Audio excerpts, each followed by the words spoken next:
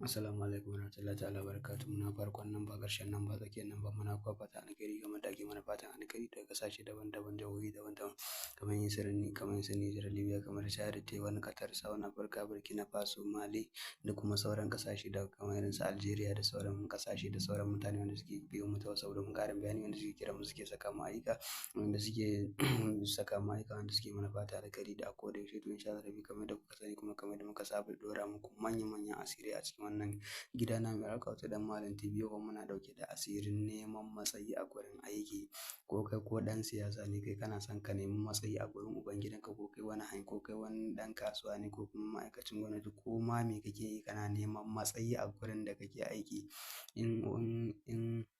police ne kai kana neman matsayi wanda kake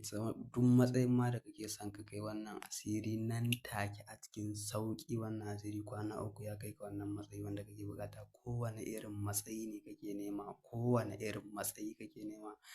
ko ƙarin girma ko kuma wani matsayi na musamman to insha Allah rabi game da kuka sani idan yau kuka fara kallon bidiyon mu za ku iya danna subscribe sannan ku danna alamar ƙararrawa saboda mun saki sabon asirin mu za ku riƙa samu kai tsaye daga wannan